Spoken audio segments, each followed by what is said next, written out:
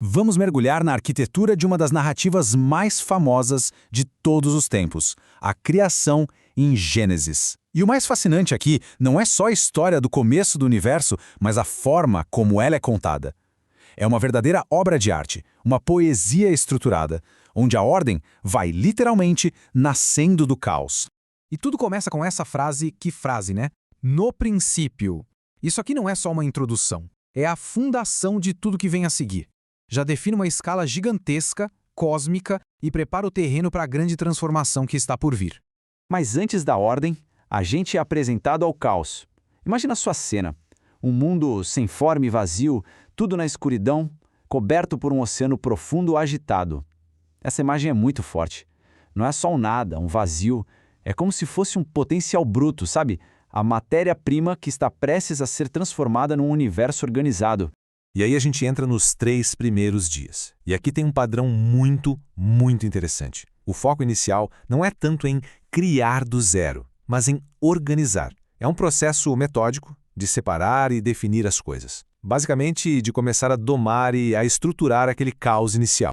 E então vem o primeiro ato de ordenação. Um comando simples, direto, mas absurdamente poderoso. Haja a luz. Pronto. Com essas palavras, a escuridão é rompida. Isso não é só sobre criar luz, mas sobre fazer a primeira grande divisão que vai ser a base para o próprio conceito de tempo. E a coisa não para na criação da luz. A separação é seguida de uma nomeação. Luz passa a se chamar dia e as trevas, noite. Ao dar nomes, a narrativa estabelece estrutura, propósito. E assim nasce o primeiro ciclo, que sempre termina com aquele refrão poético: houve tarde e manhã, o primeiro dia. No segundo dia, o trabalho de separação continua. Um tal de firmamento é criado para dividir as águas, criando um espaço no meio, que então é nomeado céus. E assim, mais um domínio fundamental do universo, o céu em cima e as águas embaixo, fica claramente definido. O terceiro dia já chega com um ritmo mais acelerado, com 2 grandes ações. Primeiro, as águas se juntam num lugar só e, voilá, aparece a porção seca. E mal ela aparece, já vem o segundo comando, que a terra produza vegetação. Isso mostra uma coisa bem legal. Um domínio já é criado com o seu propósito, que nesse caso é sustentar a vida. E depois de cada um desses atos, a narrativa traz aquele refrão constante. E Deus viu que isso era bom. Isso é muito mais do que uma simples observação. É como se fosse um selo de aprovação divina. Uma confirmação de que a ordem que está sendo criada é boa, é harmoniosa, é perfeita. Muito bem. Com os grandes espaços do universo já arrumados, a lógica da história muda. A segunda metade da semana não é mais sobre separar, mas sobre povoar. Agora é a hora de preencher esses espaços vazios, com vida, com movimento. O quarto dia vem para preencher o céu criado lá no segundo dia.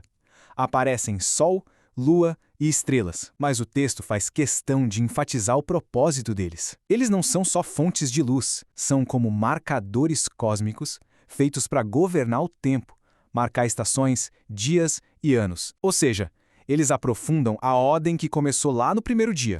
Seguindo aquele paralelismo incrível da narrativa, no quinto dia, os reinos das águas e dos céus, criados no segundo dia, são finalmente preenchidos. As águas agora pulsam com vida e os céus se enchem com o voo das aves. Os domínios que estavam vazios ganham, enfim, seus habitantes. E aqui tem um momento bem marcante. Pela primeira vez, uma bênção é declarada. As novas criaturas são instruídas a serem férteis, a se multiplicar, a encher seus domínios com vida. É uma afirmação muito poderosa da ideia de abundância e de continuidade. E então chegamos ao sexto dia, o grande momento, o ápice da semana. O foco agora se volta para a terra seca, aquela que foi preparada lá no terceiro dia. Esse vai ser o palco para o clímax de toda a criação, o ato mais singular de toda a história. Primeiro, a terra se enche de vida com uma variedade enorme de animais. A narrativa até organiza eles em categorias: os domésticos, os selvagens e os que rastejam. Cada um criado segundo a sua espécie, preenchendo cada cantinho do ecossistema terrestre. E aí o tom da narrativa muda de novo. Em vez de um comando direto, a gente ouve uma deliberação divina. Façamos. A criação da humanidade é tratada como algo especial, único, um ser feito à imagem e semelhança do próprio Criador, o que já estabelece um papel totalmente distinto dentro do universo.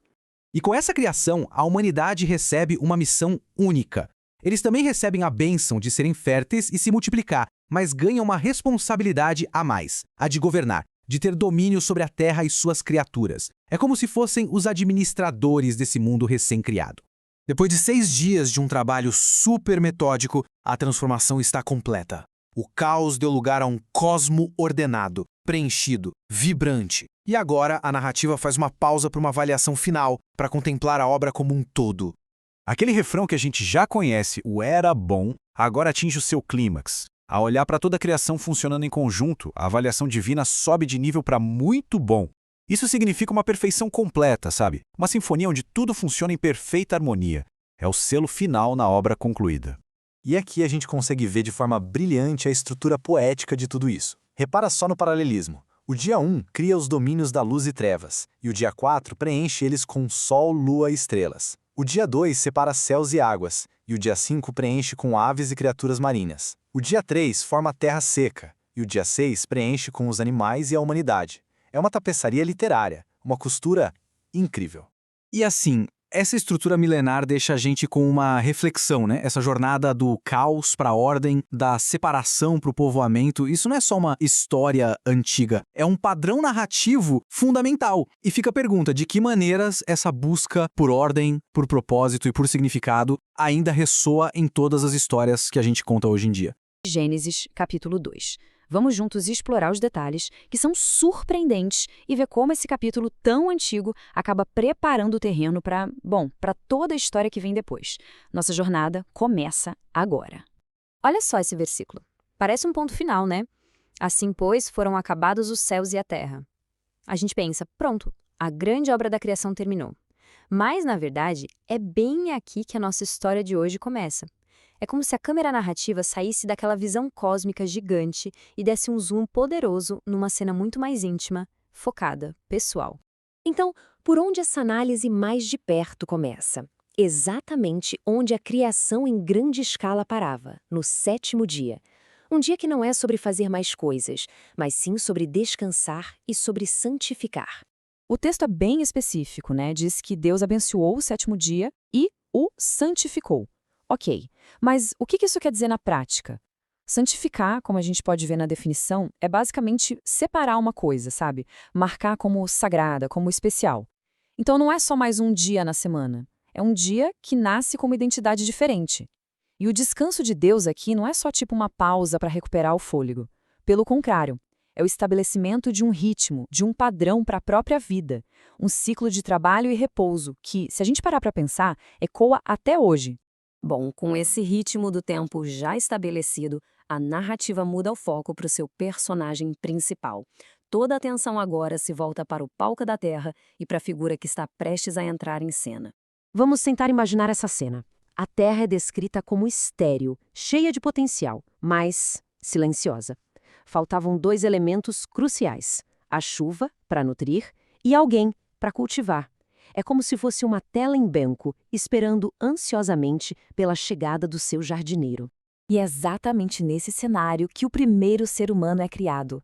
A imagem é de uma força incrível, formado do pó da terra, uma conexão íntima, fundamental com o próprio chão. Mas é o sopro de vida de Deus que faz toda a diferença, transformando o que era barro inerte num ser vivente.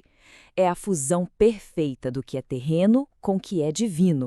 Com o ser humano agora em cena, a história avança para mostrar o seu lar e a sua missão. Então, bem-vindos ao Jardim do Éden, um lugar de propósito, de abundância e de uma única proibição. E não era um jardim qualquer, não. Esse aqui foi plantado pelo próprio Deus. Era um lugar repleto de árvores que, além de bonitas, eram perfeitas para comer.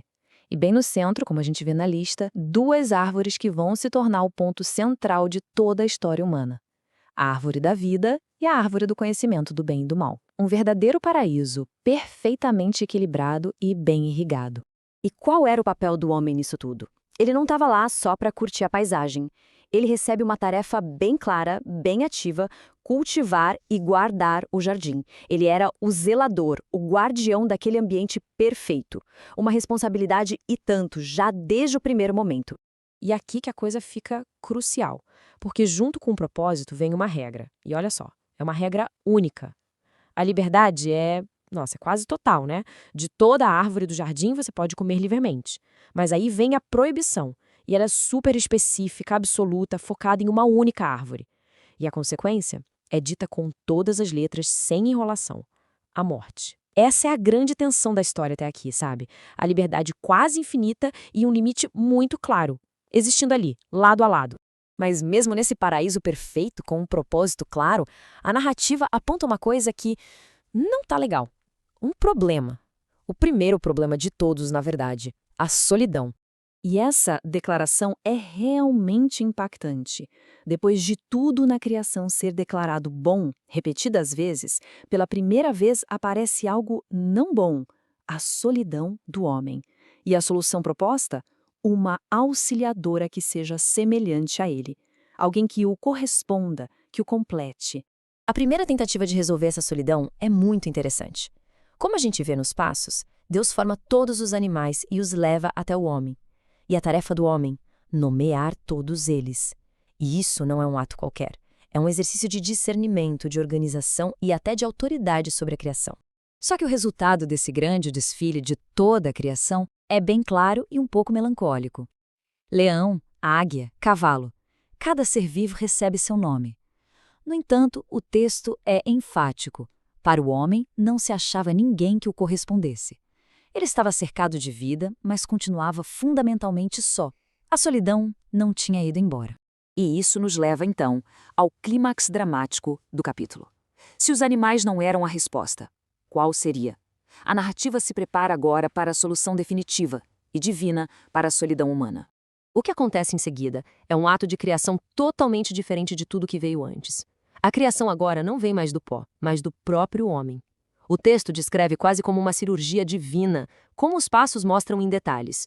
Um sono profundo, uma costela é retirada e, a partir desse elemento, a mulher é formada. E a reação do homem é puro alívio, um reconhecimento poético e imediato.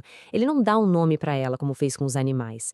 Ele a reconhece como parte dele mesmo, a sua contraparte perfeita. É quase um suspiro. Esta, afinal, é osso dos meus ossos e carne da minha carne. A busca finalmente tinha terminado.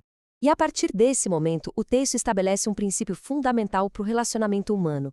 A união entre homem e mulher é descrita como algo tão profundo que eles se tornam uma só carne. Uma nova entidade, uma unidade que, segundo o texto, ultrapassa até mesmo os laços que a pessoa tem com os pais. E o capítulo termina com essa imagem poderosa de inocência e de harmonia. Eles estavam nus, o homem e sua mulher, e não sentiam vergonha nenhuma. Uma vulnerabilidade completa, um com o outro e com o mundo. Mas sem um pingo de vergonha.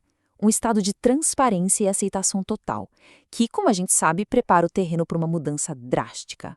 E assim, essa nossa análise de hoje nos deixa com essa pergunta fundamental. O que essa narrativa de origem, com todos esses detalhes sobre trabalho, descanso, regras, solidão e união, o que ela realmente estabelece sobre a condição humana? Qual é o nosso propósito e qual a natureza dos nossos relacionamentos mais profundos? É uma pergunta que continua ecoando através do tempo. Vamos juntos tentar entender a estrutura e os pontos de virada dessa história tão marcante. E a história toda, no fim das contas, gira em torno dessa pergunta aí. Tudo começa com um simples diálogo que leva a uma ação. E essa ação resulta numa transformação que não tem mais volta. O nosso objetivo aqui é justamente investigar esses momentos cruciais da narrativa, olhando só para o que o texto bíblico nos apresenta. E o ponto de partida é exatamente esse. Uma pergunta no jardim. O cenário é bem simples, só com dois personagens em cena, a mulher e a serpente, que o texto faz questão de dizer que era o mais astuto de todos os animais selvagens. Olha só como o diálogo começa. A serpente não chega com uma acusação, nem com uma ordem. Ela chega com uma pergunta. E é uma pergunta que já distorce de leve a instrução original. O comando era claro: não comer de uma árvore específica. Mas a pergunta da serpente generaliza: de nenhuma árvore? É uma tática clássica para plantar a semente da dúvida. A mulher então responde, e ela corrige a generalização da serpente. Sim, ela fala que eles podem comer dos frutos do jardim, só que na hora de citar a proibição, ela adiciona um detalhe que não estava lá na ordem original, pelo menos não no capítulo anterior, a ideia de nem tocar no fruto. É um acréscimo pequeno, mas bem significativo. E aqui, Aqui a conversa muda de tom. A serpente vai direto ao ponto e contradiz abertamente o aviso divino sobre a morte. E ela não para por aí, não. Ela oferece uma promessa no lugar. Em vez da morte, um conhecimento parecido com o de Deus, o conhecimento do bem e do mal. A tentação agora não é mais só sobre uma fruta, é sobre o poder que ela promete. Bom, o terreno está preparado. O diálogo cumpriu seu papel. Agora a história sai do campo das palavras e vai para a ação. É aquele momento em que a avaliação interna da mulher vai levar uma decisão que, literalmente, muda tudo. O texto nos dá 3 motivos bem específicos para a escolha dela. Primeiro, um motivo físico. O fruto parecia bom para comer.